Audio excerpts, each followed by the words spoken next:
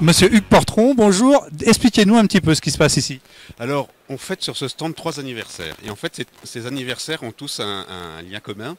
C'est qu'ils démontrent qu'à toutes les périodes de son existence, Renault a répondu aux attentes du moment. Et alors, on commence avec un véhicule très ancien, qui est un taxi de la Marne. Les taxis de la Marne étaient pour l'essentiel des véhicules Renault, puisque dès 1905, Renault a répondu à un appel d'offres et entre 1905 et 1914 a fourni environ 10 000 taxis à Paris. Et ils ont été réquisitionnés le 6 septembre 1914 pour emmener les soldats sur le front de la Marne. Et c'est devenu les fameux taxis de la Marne.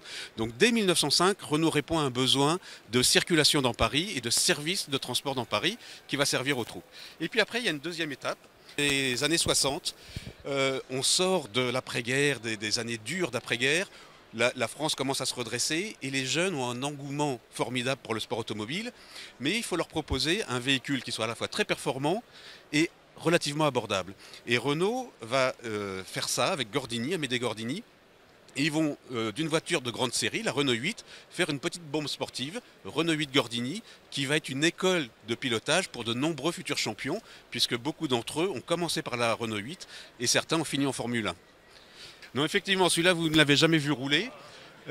Cette troisième zone du stand est consacrée à l'espace qui fête ses 30 ans. Et là encore, l'idée est de montrer que Renault a su répondre à un besoin, qui était un besoin d'habitabilité, de vie à bord, de confort et de nouvelles façons de rouler en voiture. Et ce véhicule très particulier, voire très bizarre, qui s'appelle le Projet 900, est une recherche de Renault à la fin des années 50 sur l'optimisation de la vie à bord. Et vous voyez qu'ils n'ont pas hésité à inverser les logiques habituelles. Vous avez les passagers avant qui sont au devant des roues.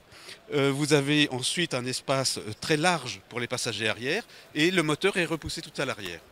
Vous voyez que ça donne un habitacle très, très généreux, mais ça n'a pas abouti parce que le véhicule présente quand même quelques inconvénients. Le premier et d'ordre psychologique, c'est que le sentiment d'insécurité pour les passagers avant est assez fort du fait de cette position avancée de la cabine. Deuxième inconvénient, c'est l'accessibilité du coffre, puisqu'on accède au coffre en rabattant le dossier de la banquette arrière, et donc vous voyez la contorsion qu'il faut faire pour mettre et retirer les bagages, et donc on a abandonné ce projet-là, mais quelque part, c'est l'ancêtre de l'espace. Parce que si vous regardez le projet présenté par Matra à Renault, au tout début des années 80, qui est le P18 que vous voyez là, vous voyez finalement une innovation très forte dans le monospace, dans le type de carrosserie, mais l'intérieur, l'habitacle, lui reste très traditionnel. Vous avez 2 sièges avant et une banquette, comme sur la plupart des véhicules à l'époque. Et ce que Renault va apporter, et qui va faire le grand succès de l'espace, c'est la modularité intérieure que vous pouvez voir sur la première génération d'espace, avec des sièges qui peuvent s'enlever, se retourner, se mettre dans différentes positions en fonction des besoins qu'on a, transporter des enfants, un peu de bagages, etc., etc. Et c'est cette modularité qui va faire le succès de l'espace. Alors si j'ai bien compris, sur le stand aujourd'hui à Rétromobile, on présente des véhicules anciens, mais on présente en fait toute la génération d'espace en passant par les prototypes qui n'ont jamais vu le jour. Exactement, on a essayé de montrer toute l'histoire d'espace, qui est une histoire maintenant longue, en partant du 900, du projet Matra. Et vous avez là sur le podium le plus ancien espace connu, c'est le numéro 4. Donc a priori, on n'en connaît pas de plus ancien. Et puis je tiens à signaler la présence derrière d'un véhicule tout à fait exceptionnel qui est un espace F1. La transformation, elle est radicale puisque vous prenez donc une voiture à vocation familiale et puis vous l'équipez de toute la mécanique d'une Formule 1 de l'époque.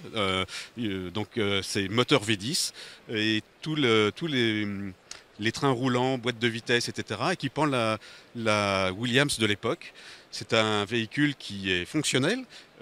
Alain Prost et Jean Ragnotti s'en sont servis pour emmener des VIP qui ont eu, je pense, pour certains, les plus grandes frayeurs de leur vie.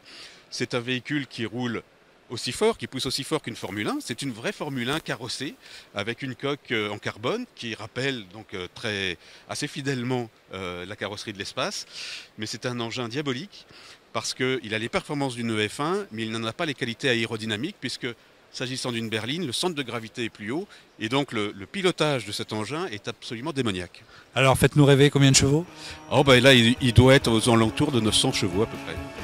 900 chevaux dans un espace, tiens, moi je voudrais bien aller faire un petit tour pour voir ce que ça donne. Merci de nous avoir fait rêver un petit peu sur ce stand Renault, et puis à bientôt. À bientôt.